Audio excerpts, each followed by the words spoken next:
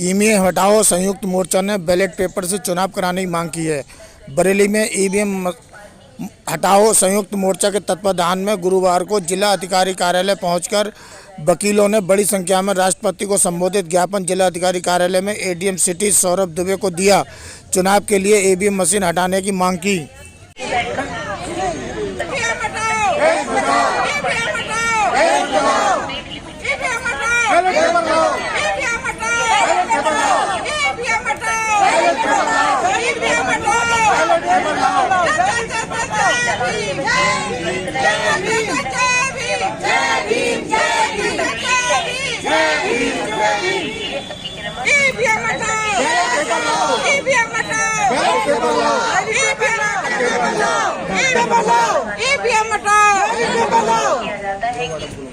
क्या नाम भैया आपका? मेरा नाम श्यामवीर सिंह एडवोकेट है। किस फंक्शन से आपने बनाया है? मैं संयुक्त मोर्चा के नाम से दे रहा हूँ, जो हमारे सुप्रीम कोर्ट के वकील साहब भानु प्रताप सिंह जी ने जो एक मुहिम छेड़ी है, ईवीएम हटाओ देश बचाओ और बैलेट पेपर से चुनाव कराओ। आज ज्ञापन दे रहे हैं, क्या मांग? हम ये जो ज्ञापन दे रहे हैं, महामहिम राष्ट्रपति महोदया को संबोधित ज्ञापन जिलाधिकारी बरेली को दे रहे हैं।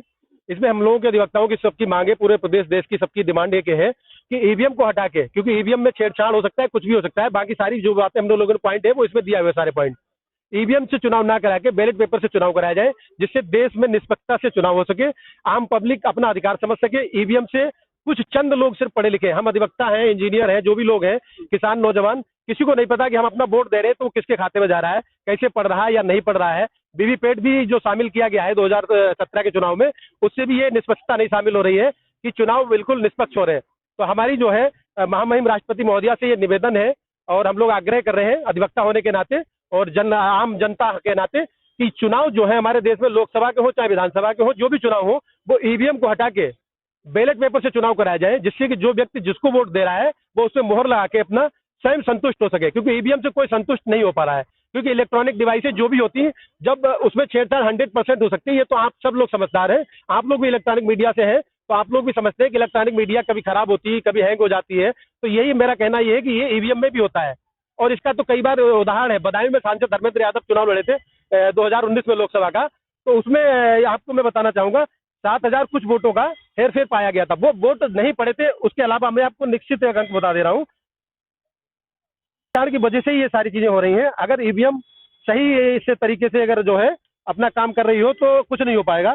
ये 2017 में जो हुआ था, एक सेकंड में आपको पूरा में जो है ईवीएम के द्वारा विधानसभा बिलारी में जो धर्मेंद्र यादव के क्षेत्र बदायूं में बिलारी विधानसभा में वोट पड़े थे 1,88,248 मतगणना के समय, और उसमें वोट निकले थे 1,96,110, मतलब 7,862 वोट अधिक निकले थे जो पब्लिक ने नहीं डाले थे। इसका जो है रिट भी फाइल की गई थी सुप्रीम कोर्ट में, लेकिन अभी तक भी शायद ये रिट पेंडिंग में पड़ी होगी। अभी तक इसका कोई डिक्लेरेशन, कोई आदेश नहीं आया है। तो आप समझ सकते हैं कि जब ये चीजें, जब वहां पे जब सील लगाई जाती है, वोटों की काउंटिंग होती है, फिर जब वोट खोले जाते हैं तो 7,800 वोट जो बढ़ रहे हैं, तो ये क्यों बढ़ रहे हैं? क्योंकि ईवीएम में कहीं ना कहीं या तो छेड़छाड़ हो रही है या ईवीएम गड़बड़ हो रही है। तो मेरा ये राष्ट्रपति महोदया से मांग है कि चुनाव जो है हर हिंदुस्तानी, हर किसान, नौजवान, जो हमारा गांव का अनपढ़ व्यक्ति है, वो भी अपना मत जिसको दे, वो उसको मतलब संतुष्टि मिलनी चाहिए। अब ईवीएम से हमने बटन दबाया, वोट पड़ा है नहीं पड़ा है, ये 100% गारंटी नहीं हो सकती है। तो मैं इसीलिए वो मांग कर रहा हूँ, जिलाधिकारी महोदय को ज्ञापन दे रहा हूँ आज बरेली में, कि ईवीएम से चुनाव ना कराकर बैलेट पेपर से चुनाव करा दिए जाए। अगर सरकार को कोई डर है कि वहां पे लोग जबरदस्ती वोट डालेंगे, तो सेना हमारी मौजूद है, अर्धसैनिक बल लगा सकते हैं। किसी भी तरीके का सैनिक सरकार के पास सारे जो है सारे माध्यम है चुनाव कराने के, तो उस माध्यम से अर्धसैनिक बल के माध्यम से, सेना के माध्यम से चुनाव करा ले। लेकिन पब्लिक भी, आम जन जो है संतुष्ट होना चाहिए कि मैंने जिसको वोट दिया है आखिर वोट उसको पड़ा है या नहीं पड़ा है।